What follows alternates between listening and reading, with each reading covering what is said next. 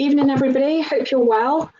By way of introduction, my name is Zoe Eaton. I am the Performance Lifestyle Lead at Sport Wales. I'm going to be delivering tonight's webinar around parents and families supporting athletes in a program, in a club, in an athlete journey. Just to get started,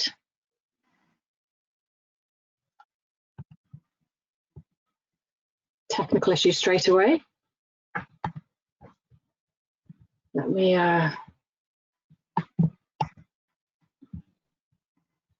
there we go. Hopefully that's changed screens for you all now. We're in the middle of the week. We are on hump day. I imagine if you guys in the audience are parents, you'll probably be feeling something along these lines at the moment. Is it this day, that day, someday, yesterday, today, the next day?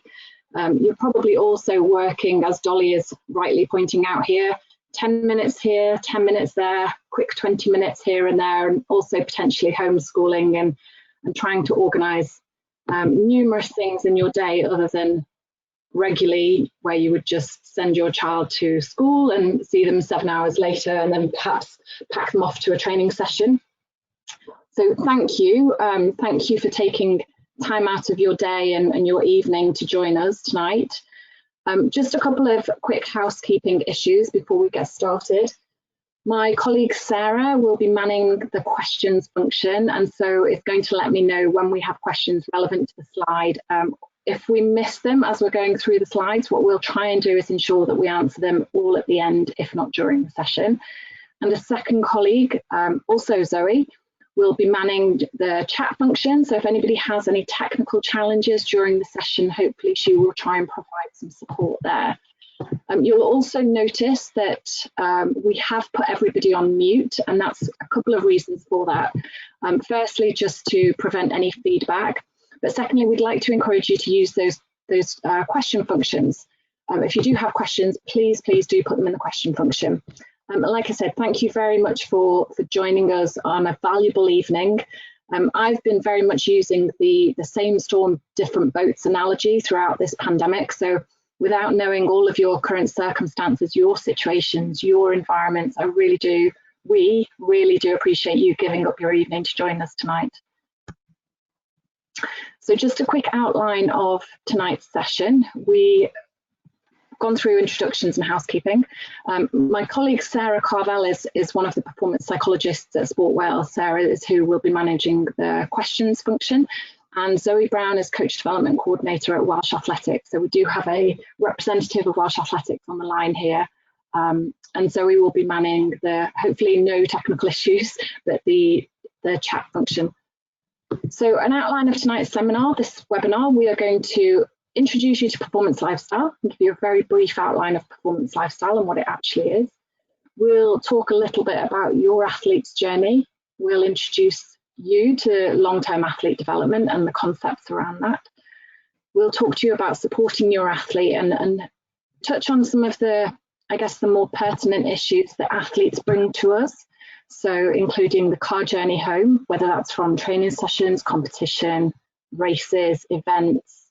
We'll talk about social media. We'll also go through how to communicate with the coaches that your athlete comes into contact with, and potentially school or college or the education institution that your child is at. And then again at the end, we'll talk a little bit around playing a part in protecting your athlete and some great questions for you as sporting parents or families to ask. As I said before, if you do have a question, please do use the questions function on the GoToWebinar pop-up. So what is Performance Lifestyle? It's one of the sports science and medicine disciplines. So I sit as a performance lifestyle lead alongside physio, performance psychology, strength and conditioning, physiology, performance nutrition. And as a discipline, it's actually been around since the late 90s. It started in Australia, made its way over here around 98. So it has actually been around for quite some time already, even though we're probably one of the less known sports science and medicine disciplines. Throughout the webinar, you may hear me referring to Performance Lifestyle as PL. That's just my shortened version of it. And what is it exactly? Well, it's a personalised coaching and mentoring service that seeks to develop athletes both personally and professionally whilst enhancing their ability to create and manage a lifestyle that both supports and prioritises performance. That's it in a nutshell. So the first thing we're going to do is actually a bit of an activity, and I appreciate a lot of you might be on your phones at the moment, and some of you might be on tablets or laptops or computers. But what I would like you to do, if possible, using your phone, is please go to www.menti.com, and we're going to give you a few minutes to do this, there's no rush. When prompted, please can you enter the code 512066, so that's menti.com, and a question should come up. So what traits make a great athlete? Now, the technology here isn't that great, so I'm not actually going to be able to show you the word cloud as you guys are contributing to it. But on my second screen, I've actually got the Menti software up. And as you start sending me your answers, I will be able to see a word cloud starting to be created.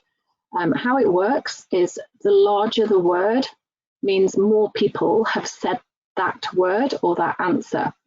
So if there's a few smaller words, it might be that just one or two people have said that word. If there's a few really big words, that might be that actually the majority of people have used that comment. So www.menti.com, the question is, what traits make a great athlete? And I can already see words coming through, fantastic. So I've already got commitment, dedication, motivation, focus. I've got attitude, open-minded, that's a great one. I've got words like hard work. You'll be pleased to know commitment is currently the biggest word on there. Growth mindset, great. That's a great word. Thank you, whoever sent that one through. Discipline, what else have I got there? High motivation, passion, attitude. Someone who enjoys it, absolutely. Willpower, perseverance, some fantastic words coming through there, thank you. Got 27 people currently, 28 people, 30 people currently sending answers through, thank you. Willing to learn, character, perseverance, I might have said that one. Resilient, great word. If we could bottle that and sell it, we'd make a fortune, wouldn't we? Proactive, toughness.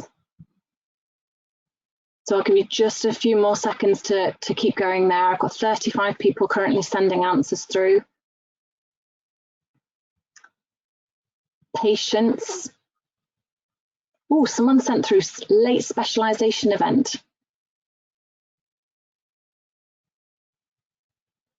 Fantastic, we've had 40 people contributing to that word cloud, 43 now, still going, I'll give it a few more moments. The biggest word that I can see at the moment, there's three that stand out for me. I've got commitment, motivation, discipline, a few slightly smaller ones. We've got dedicated, resilience, character, enjoyment. Okay, it doesn't look like we're going to get any more, so that's 44 people we have there. Self-aware, fantastic. These are great words coming through, thank you. Organised, communicative. We're going to hold it there. There's some fantastic contributions there. Thank you very much. I'm going to come back to the presentation. And having done this presentation several times, thankfully, the answers tend to be very similar each time. So what I've been able to do, I'd love to be able to say, this is a Blue Peter moment here. Here's one I made earlier, is copy and paste across some of these fantastic words that you guys have sent over. So very much appreciated. Why do we do this? One, it's great for interaction. It's two, to get your perspective on what you guys think makes a great athlete. And I guess the point of this exercise is to highlight how many of these traits are non-physical traits. 99% of the traits that we get given every single time I do this presentation are personality or mentally based traits. And how does that link to performance lifestyle? Well, these are some of the traits that our coaches and performance directors tell us they want their athletes to display. And we know the top athletes are good at all of these foundation skills. We're here to support your athlete in developing these. And all of these are really, really useful for athletes as they progress through a performance pathway or through their athlete journey. But importantly, and actually from my perspective in performance lifestyle, more importantly, these skills, these traits are transferable into their lives beyond sport as well. So all of these traits would be useful for any athlete in a workplace, in an education environment, outside of their sporting lives. And the reality is that we know these skills are all developed at home first. Athletes work on these before they get into a sporting environment. And so we ask for your help in developing these skills at home. Don't be afraid to encourage the athletes to lead on their communication with school, or to take responsibility for themselves and to start taking ownership of their own athletic careers. And performance lifestyle also works and supports the athletes through themes, not just what's mentioned here in these lifestyle performance lifestyle foundations, but themes such as dual career aspirations, where we positively encourage athletes to pursue another career alongside a sporting career, whether that's education, whether that's work, whether that's a career. We also work on career development, and we do a lot of work with our one-to-one sort of high performance athletes on career development. Performance lifestyle supports well-being and transitions, of which there are many during an athlete journey, and also personal and professional development. And these are some of those professional behaviours that you'll notice that would have been in the word cloud before, but are also, again, those transferable skills into any environment alongside and beyond sport. So where are you and your athlete at the moment in terms of your athlete's journey? I'd imagine that you are very much feeling part of the bottom two rungs of this, the bottom two stages of this pyramid. You as parents, as families, probably feel like the chef, the taxi driver, the bank manager, the first aider, the logistics coordinator. I'd imagine you've probably been some or all of these at any stage. And what we ask is that to support the development of the athletes as they move through a performance pathway or a performance program, you allow them to, and you positively encourage them to take on more responsibility themselves.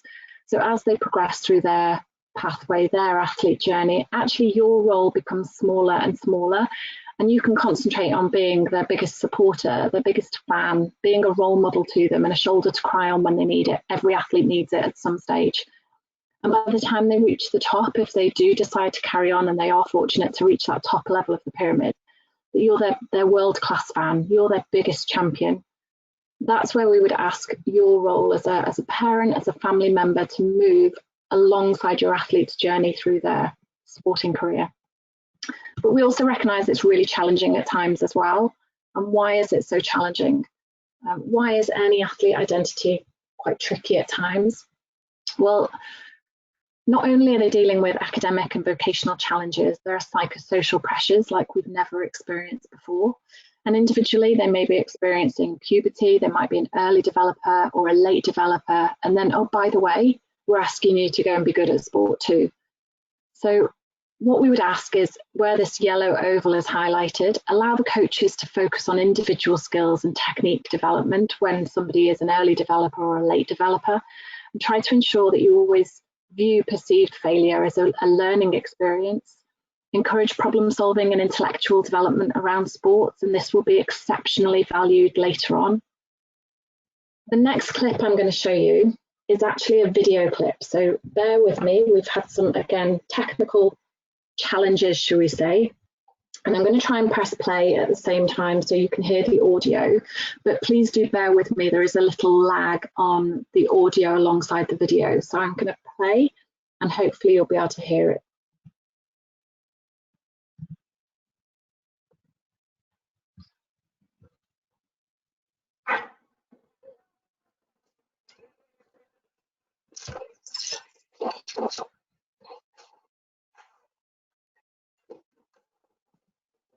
So, not your best practice. Can we agree on that? It seemed like you wanted to hang out with your friends more than practice. And that's fine if that's what you want to do. You know, just tell me. Because you can do that anytime. Maybe we can skip your next game. Because choosing to waste your time, that's one thing. wasting my time and your coach's time? That's selfish. You don't care about other people. You don't care about hard work. You don't care about teamwork. That's why you're always on the bench every time it matters.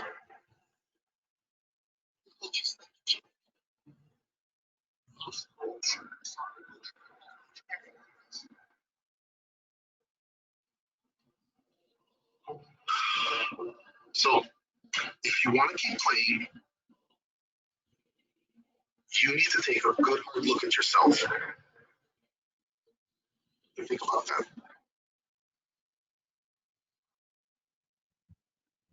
So just a short video clip in terms of the car journey home. This feedback that we get is actually directly from athletes. A lot of the content of this session is from insight. Excuse me, I'm just going to take a drink. It's from insight we get directly from athletes. And I would imagine many of you have found yourselves at some stage or another having a similar one-sided conversation in the car journey home. Excuse me. What we would ask is that you always greet your child with positive language. Language like, I loved watching you play, or I really enjoyed your racing today. Whatever your sport is, make it specific to your athlete's sport.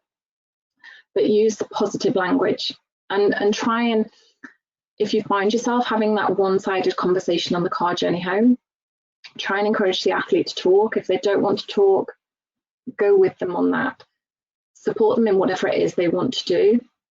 And children pick up on body language, so be consistent with your body language and on your language generally. Treat the highs and the lows with equal measure. Please, and this is again insight from an athlete, please do not make notes during the competition and then use the car journey home to go through these notes with your child. And as I say, I work with athletes throughout the system in Sport Wales, so lots of this insight does come directly from the athletes that we provide support to. So what kind of parent do you think you are? This is honesty time here.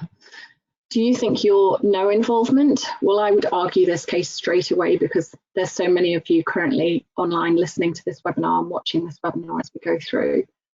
Are you a parent who perhaps sometimes has too much involvement? Are you stopping the athlete from taking responsibility? Are you emotionally over-involved? Do you talk to the athlete and instruct them and tell them and try and make decisions for them? Or are you balanced involvement? And this is where we would like most parents to sit, but we appreciate sometimes there will be movement across all three. And you may have found yourself at times moving across all three of these areas. But we would absolutely encourage you to be supportive, protective, but allow your athlete freedom. Emotionally invest, but not emotionally over-involved. Encourage athlete development and independence. Be a parent first and foremost.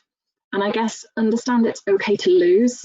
Losing sometimes equals failure in some people's eyes, but it's actually one of the biggest learning opportunities throughout our sporting journey. And again, how many of you have found yourself saying any of these quotes? This is what happens when you don't listen to me. Man up. I could play better than you. My particular favourite is, I never played like that when I was young. And again, this is language that we would ask you to avoid using on that fateful car journey home. Second area we talked around in terms of supporting your athlete was with social media. And again, this slide relating to social media has come directly from a conversation I had with an athlete whose parents ran an Instagram page that prominently posted about the athlete's sporting journey. What the athlete had subsequently started to notice was that the parent only posted when he was successful. And he started to associate his success with the amount of attention and affection that he received from his parents. So there's a direct link here. It might not be meant, but a child will certainly start to pick up on it. If you only post about your child on social media when they're successful, they may start to associate the level of love you have for them on their sporting success, meaning if I don't win, they won't love me. And again, that's taken directly from some support that was provided to an athlete and a parent around some social media. So with regards to supporting your athlete and school, college, or their education institution, what can you do? And there's some handy hints and tips that provide rewards in the long term. So what can you do? Start early. Know who the key people are in your child's school.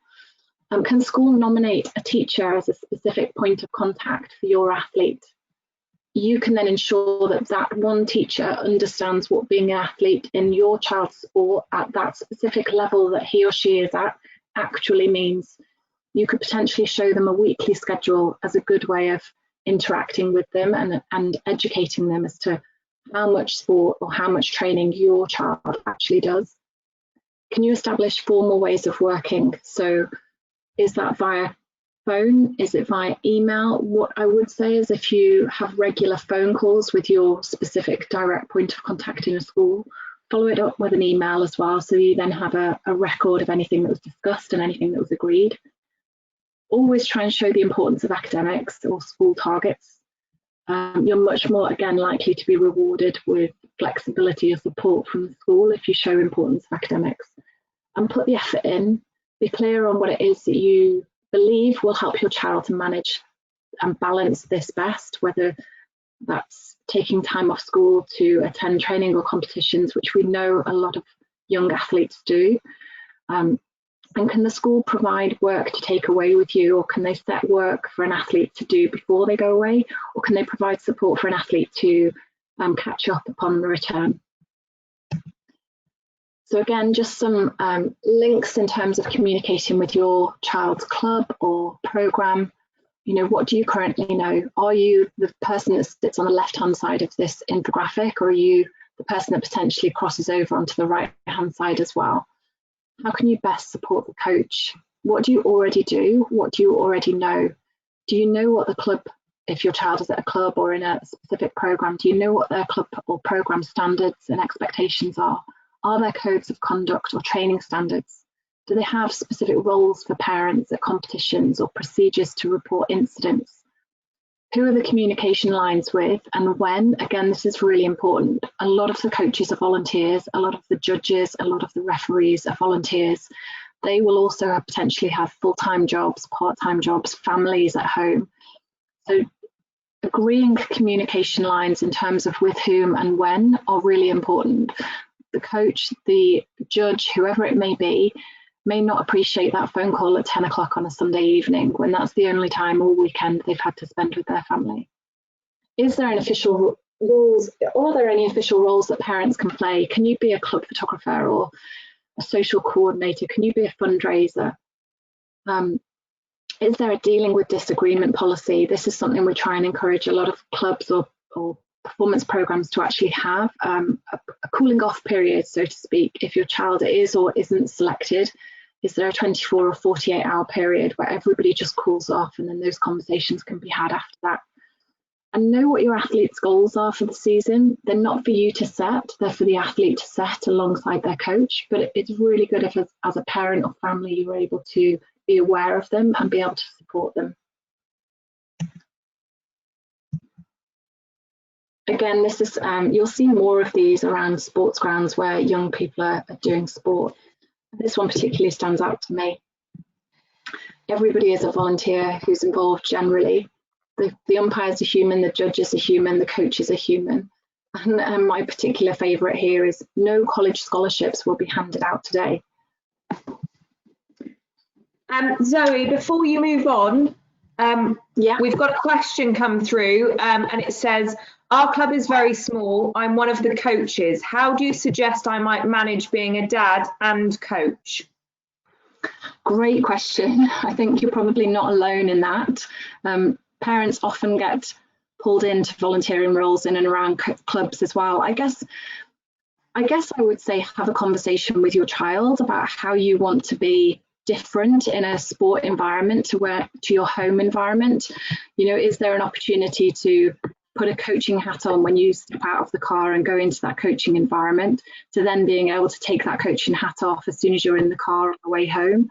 I think the biggest thing for me would be to have a conversation with your child who's also the athlete, to find out what they want from the relationship and how you guys can best work together in the different environments that you're both in. I hope that answers the question there. We can come back to it. If you want to chat through that more, or if you'd like me to try and expand on that a little bit more, then please do add some further questions into that question box and Sarah can man that. Certainly in terms of other challenges that parents have brought to us that they've faced, these are just a couple of examples that we've had directly from parents and families. So a huge one is about their child taking time off from school for training or for competition. And that can sometimes feel to a parent or as a family member that causes bad relations with the school over attendance or concerns, worries about the child falling behind in their education. Often feeling like you're doing everything for them. This one is huge. So a number of our parents feel like they're constantly packing and unpacking bags and doing the washing and driving around, as we said before, taxi driver. But also the antisocial lifestyle that one young person, one young athlete's sporting journey can have for the rest of the family as well. You know, often younger brothers, younger sisters, siblings will get pulled around to training and competition because the parents are there doing the driving around and then there's nobody left to look after the younger siblings or older siblings, whichever the case may be, at home. So we recognise and we appreciate that there are times where it can be a very antisocial lifestyle for everybody in the family, not just the athlete. And again, the athlete feeling tired and not wanting to train. This was a direct example from one sport I work in. And the parent had dropped an athlete off for a training session before school. Athlete had gone to school all day and then a second training session directly from school in the afternoon. And the athlete jumped into the car and burst into tears and just said, "I'm tired, I don't want to train this afternoon." And this is very sport dependent, but what we would say is talk to the coach, pick up the phone and give the coach a call. If the athlete's able to and in a position where they feel they can, I'd advise the athlete to pick up the phone and speak to the coach and explain the situation. But if they're too upset and they're really not in a place where they feel they can verbalise or articulate how they're feeling, then as a parent we'd absolutely say pick up and talk to the coach. And depending, and often the response here is it depends on where an athlete is in a training program. So if they're in a really hard section of a training program and the coach is fully expecting them to feel tired, he or she might say still bring them along to training and we'll see how they are when they get here. If it's not a heavy section or phase of a training program, then likely the coach will say take them home, let them rest. Rest and recovery is just as important. The key here is communication with all of these issues, the top one being communication with the school, the bottom one being communication with the coach. And the middle one is around communication with the athlete. So how can you encourage the athlete to pack their own bags, unpack their own bags? And the handy hint we have here is that if your athlete is too young to know what goes in their bag, perhaps as a family sit down and write a list of what goes in a training bag, what goes in a competition bag. And that list can then get a kitchen door or a wall of the bedroom. And it's almost like a tick list. So an athlete can refer to it as and when they know they've got a bag to pack, and they can work their way through the tick list and make sure they've got everything they need. This way, it's one less thing for you as a parent to be doing, but also you're handing over that responsibility to an athlete. Trust me, as soon as an athlete forgets an item and they realise they can't necessarily compete as well as they would want to without the item, they probably won't forget it again. We talk about learning opportunities, that is very much one of them. So on the next slide, I also have a second video clip. And again, apologies for the lag that you're going to hear on this second video clip. This is an American piece taken from various sports, but the messages are the same worldwide. These young athletes were asked to tell the interviewer how they feel about their parents watching them in sport. I particularly love the kid in the lime green t-shirt, and I love it when he says, "They give me hugs." So I'm going to play this to you. It's a few minutes long. Thank you. 1, 2, 3, 4, 5.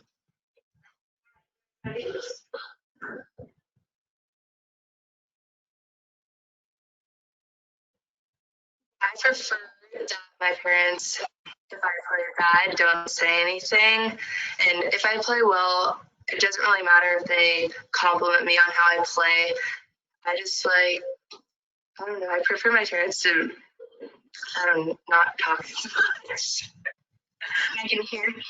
I'm like cheering me on, and I'm like thinking in my head, shut up, I'm trying to focus. Mom yells in Spanish. I go. My mom just says, use the backboard. You should use the backboard. I get angry because it annoys me. She tells me to get in the position that my coach told me not to get in. I'm like, well, no. And then she's like, get in your position. I'm like, no. I get a little tense when a certain score to get. And she's like, you've got to get that whatever score. And I'm like, I don't like it when they try to push me even more, even though I'm trying really, really hard. Coming from the coach's mouth is kind of better, I feel like, because your parents are there to support you and your coach is there to help you, you know? You start screaming, make a basket. But I just start going slower every time when she says that. Wow, that one was like really wanting her kid to win. In my inside, you can't see it, but and inside saying, be quiet. So I just look at his face. I try to listen to them and then do what they say. Like, so they don't start yelling again. I really want them to be that much nice that I haven't created all. Sometimes I get nervous when they yell and nobody else is yelling. Sometimes they can embarrass me. Like, I won't. Wait. What's going on? We're just trying to do this, but you want us to try harder? Well, I am. I'm not going into being not try my hardest. That'd be like messed up. Yeah, it's a lot of pressure. Sometimes when you try to get the ball in basketball, you kind of think in your head that they're kind of like gonna push you and you're gonna fall. They don't need to like always be like telling me what to do like every minute of the game. They kind of just gotta let me play. I love when you say like really nice. Got it, Mom. I'd like to look back and I'd like to see you like give me a thumbs up. Oh, I wish you would better. You played good and you couldn't go next time. When they smile and say like good job. Thank you for loving me. I love people supporting. I don't say no one to cheer me up. Sometimes I forget about all the work that they do. You're my biggest fan. I need a lot of love. I want you to know I need big hugs. I love this complete thing. Let me see. Happy when you always encourage me. Thank you, Mom and Dad. Please just be my mom and dad. Yep. That's it.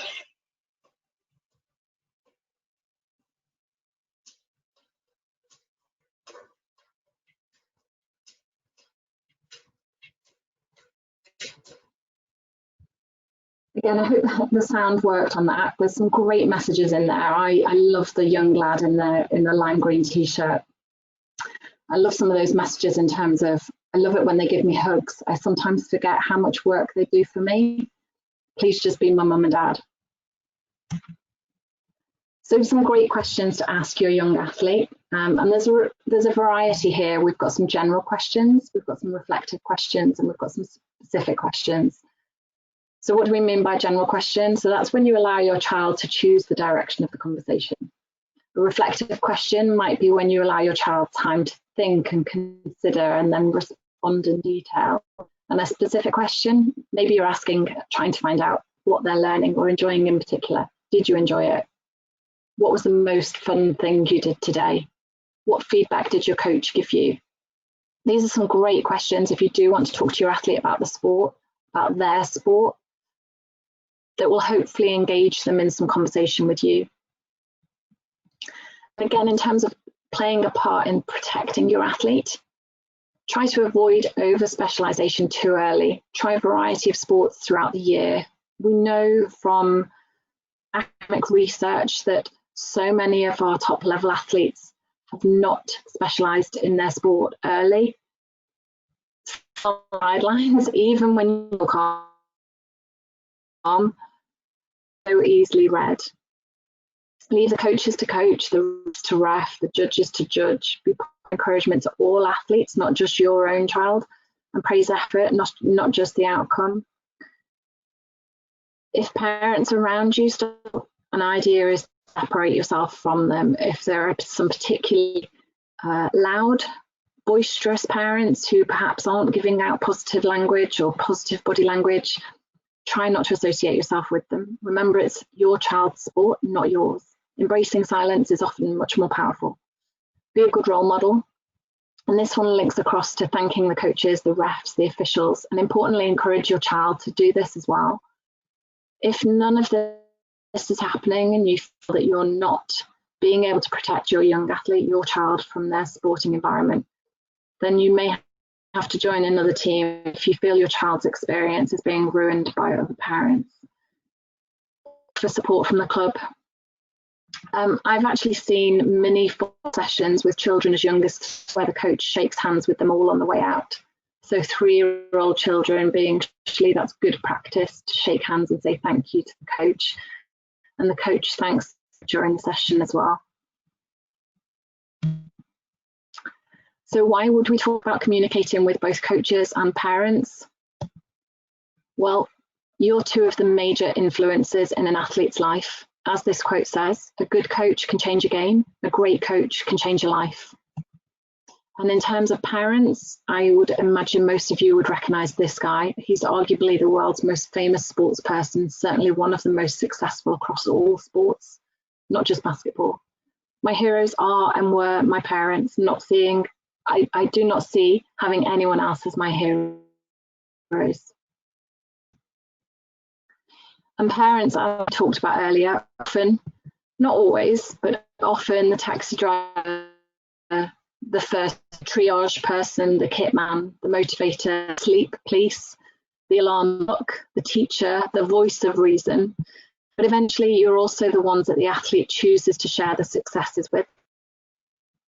Coaches and parents can spark or spoil the development process, and depending upon how we influence an athlete's journey. You have a right and responsibility to share them. And importantly, it's all about the process, not the outcome. The most important element is enjoyment. On this, got some further resources for the Child Protection and Sport Unit is part of ICC. A number of resources and info. HQ on Twitter has some great infographics which I've used in this work, and there's some great ones around language, code of conduct, engage your child post-event, and there's also a website called Parents in Sport as well, all of which have got some great resources available. Welsh Athletics have also made a handout available in the handout section of this GoToWebinar. If you want to download that, you can click on the handouts on the box icon, and a box should appear in the middle of your screen. You just need to click to download it. If you're having any technical issues, I've been assured that it will also be available on the Welsh Athletics website over the next few days, as will a recording or if there's any areas you would like to revisit in the future.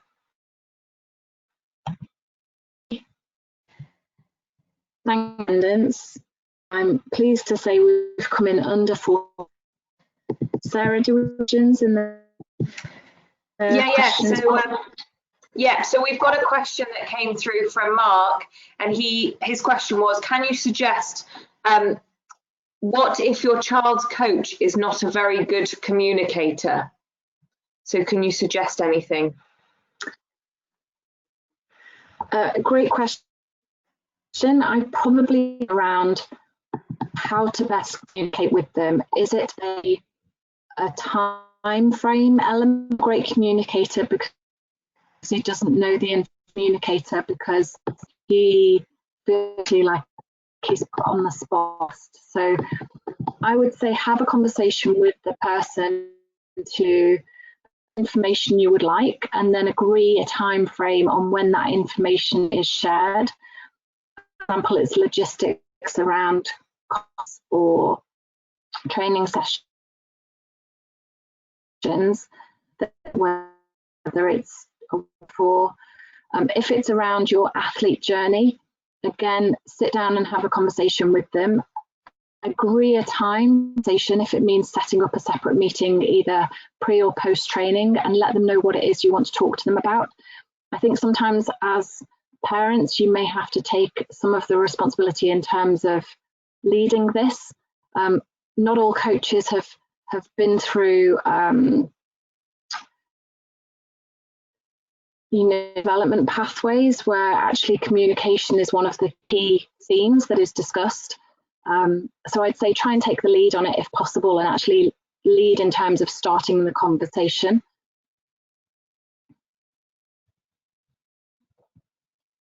Sarah, any other questions?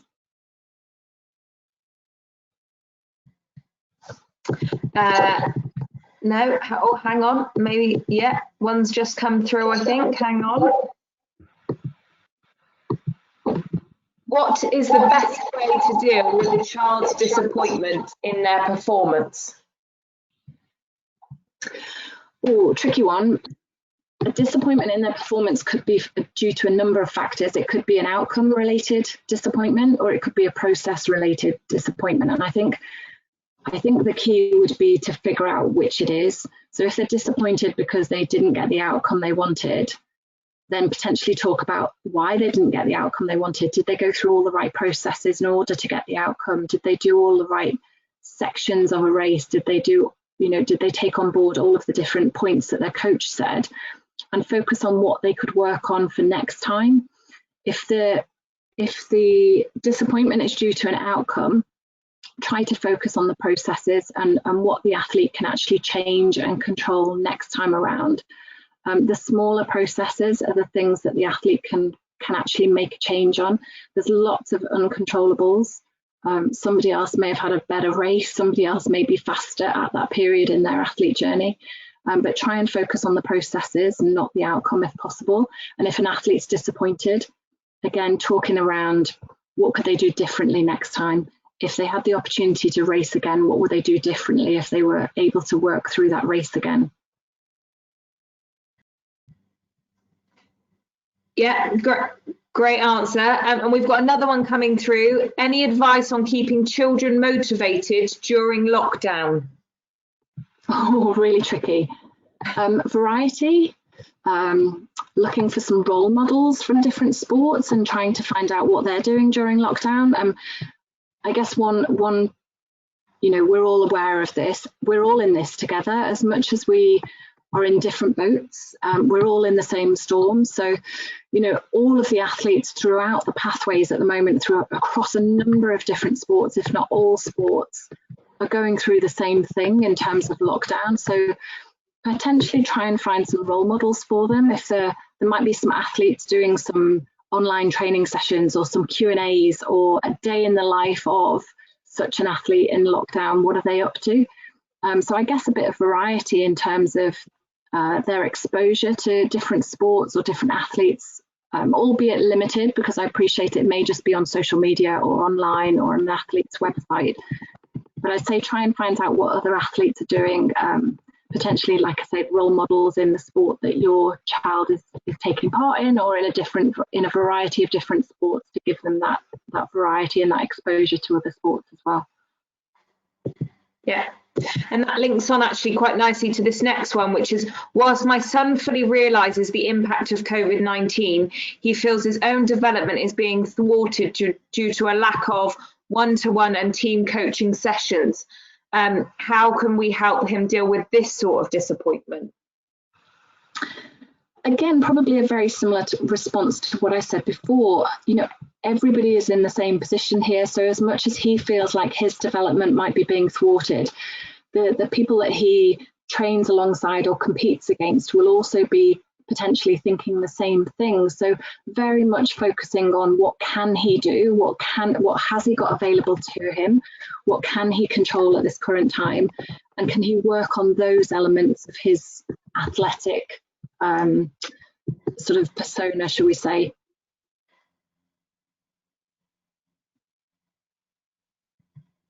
Sarah, as a performance psychologist, is there anything that you would add to any of those answers or agree, disagree with? Yeah, no, I totally agree in terms of the whole thing around focusing on what they can control. And then I guess as well, something else is, the whole thing around sharing your experiences as well. So, getting them to maybe chat as well to some of their friends about what's going on and how they're feeling about things. And as well, maybe get the parents can talk to other parents about the situations that they're facing, sharing those experiences, communicating, I think is useful as well. Thank you.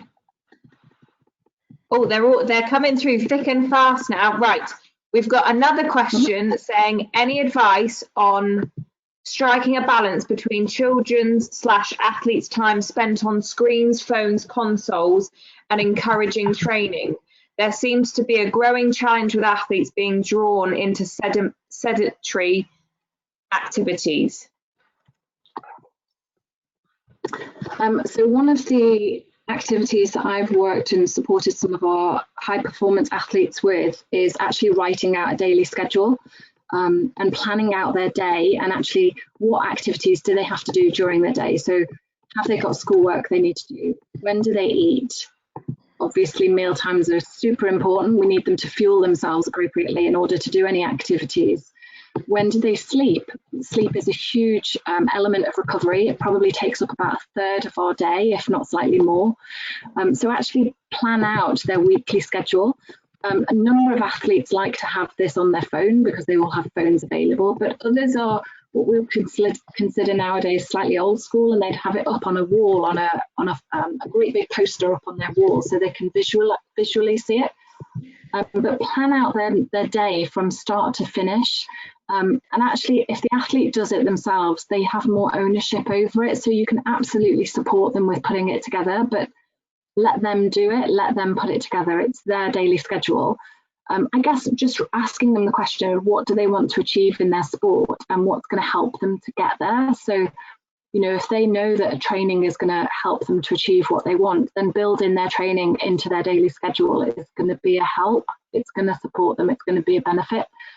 So those daily schedules are something that the high performance athletes I work with all have.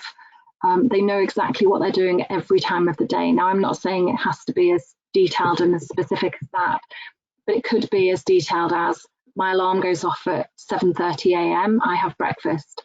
I then have half an hour of screen time.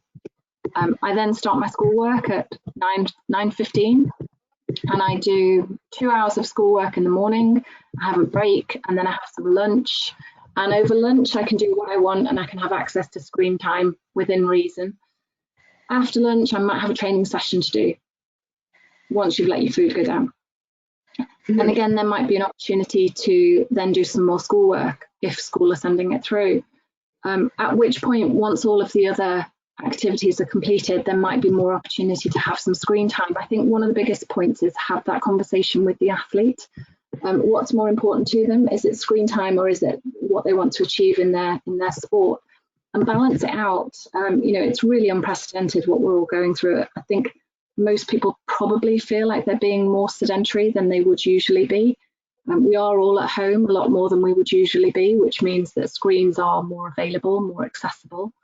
So again, have that conversation with the athlete and agree what works well for you and what works well for them. There might have to be some compromise along the way.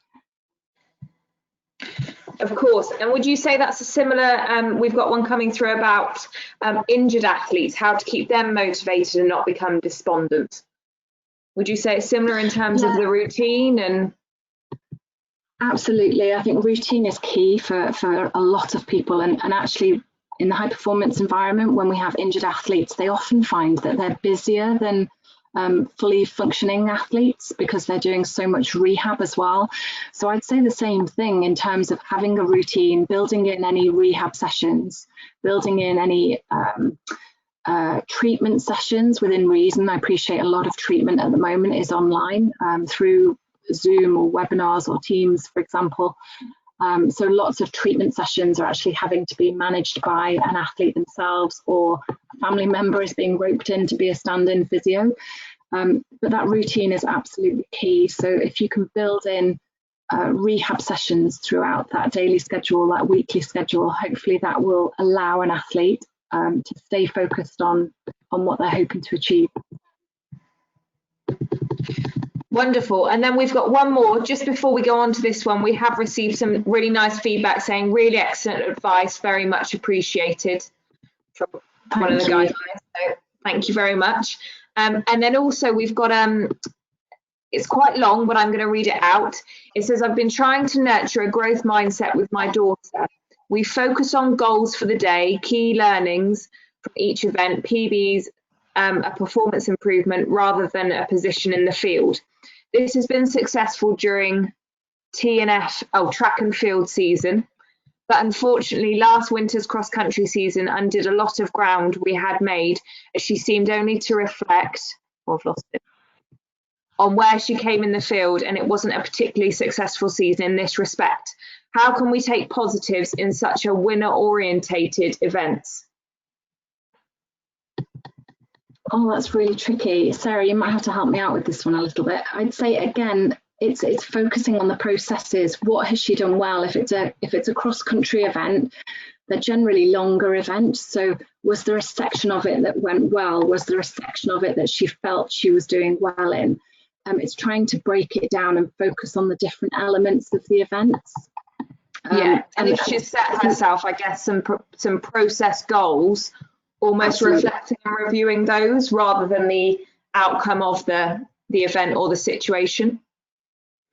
And I'd say actually moving forwards, if she, up to this point, I didn't hear all of the question, it broke up a little bit, but if she hasn't previously set process goals for each event or for each race or for each training session, perhaps that's something that you guys can actually start to incorporate, and actually setting process goals.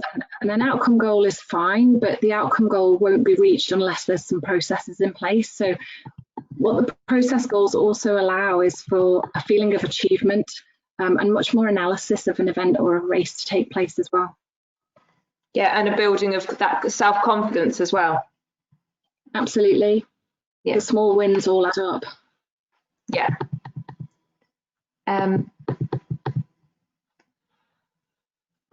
think that's it. We're just getting some really nice feedback. Great webinar. Thank you. Thank you both. Very, very informative and useful. Yeah, excellent session. My first. Hopefully not your last.